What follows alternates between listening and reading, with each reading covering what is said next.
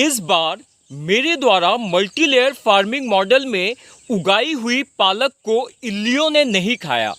उसके अंदर कोई भी रोग नहीं आया। पालक को इल्ली से बचाने के लिए मैंने एक भी स्प्रे नहीं किया। ऐसा चमत्कार कैसे संभव हुआ? मैं Krishivats founder director natural organic farming आज आपसे इसी विषय में बात करूंगा। चलिए वीडियो शुरू करते हैं। लेकिन वीडियो शुरू करने से पहले मैं इस पालक को दुनिया के number 1 multilayer farming model created by Akash Chaurasia ji, जिस मॉडल के अंदर पालक को उगाया हूं, उस मॉडल के विषय में थोड़ी सी बात कर लेते हैं। चलिए अब हम मॉडल के अंदर चलते हैं।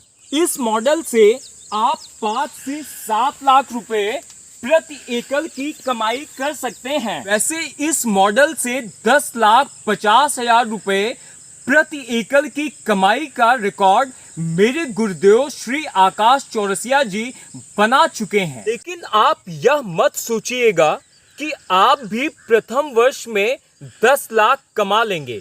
शुरुआत में आप 4 से 5 लाख रुपए प्रति एकड़ की कमाई कर सकते हैं। जैसे जैसे इस मॉडल की तकनीक में आप परफेक्शन हासिल करते हैं, आपकी अर्निंग का ग्राफ भी बढ़ता जाता है। इस मॉडल पर मैं पिछले 3 वर्षों से काम कर रहा हूं। इस मॉडल में यह मेरा चौथा वर्ष है। इस मॉडल की शुरुआत कैसे करें से लेकर मार्केटिंग तक की मल्टीलेयर फार्मिंग मॉडल की वीडियो सीरीज मैं बना रहा हूं। इस सीरीज के पिछले पार्ट का लिंक डिस्क्रिप्शन में है। यह देखिए मेरे द्वारा मल्टीलेयर फार्मिंग मॉडल में उगाई हुई पालक। इसका आप रंग देखिए, बिल्कुल कितना अच्छा आकर्षक प्यारा ग्रीन कलर है। इसमें आप ये देखिए, इस पालक में कहीं से भी आपको कोई सा भी हिस्सा इल्ली द्वारा खाया हुआ नहीं दिखेगा। कितना बिल्कुल स्वस्थ फ्रेश पालक है। तो यह जो मैंने इतनी बढ़िया पालक उगाई है और इसे इल्लियों ने नहीं खाया है, इसका सारा श्रेय मेरे गुरुदेव श्री आकाश चौरसिया जी और मेरे एक और गुरुदेव आदरणीय ताराचंद बेल जी को जाता है। उनकी एक लाइन ने जैविक खेती के बारे में मेरी सोच को बदल दिया।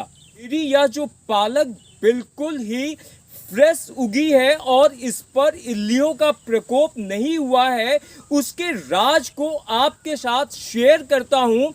लेकिन अंत तक वीडियो में बने रहिएगा।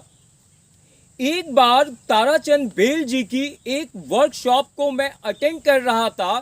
तब ताराचंद बेल जी ने कहा कि यदि आप यह चाहते हैं कि आपकी फसल के ऊपर कीटों का प्रकोप ना हो, इल्लियों का प्रकोप ना हो, तो इसके लिए आपको अपनी मिट्टी को समृद्ध करना होगा, अपनी मिट्टी को स्वस्थ करना होगा। अर्थात आपको अपनी मिट्टी के ऊपर काम करना होगा।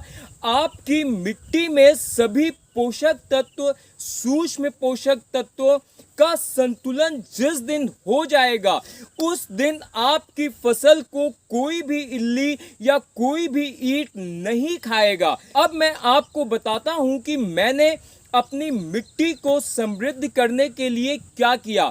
सबसे पहले मैं अपने इस मॉडल में वर्मी कंपोस्ट का बहुत ही अधिक प्रयोग करता हूं। मैं अपने इस मॉडल के अंदर वर्मी कंपोस्ट स्वयं बनाता हूं। यह देखिए मेरे द्वारा बनाया हुआ वर्मी कंपोस्ट, कितना बढ़िया वर्मी कंपोस्ट बना हुआ है। यह आप देखिए, बिल्कुल भुरभुरा वर्मी कंपोस्ट, कितना बढ़िया वर्मी कंपोस्ट है। तो अगर आपको अपने खेत को समृद्ध करना है, उसके जैविक कार्बन को बढ़ाना है, तो आपको वर्मी कंपोस्ट से अच्छी चीज और कुछ नहीं हो सकती है।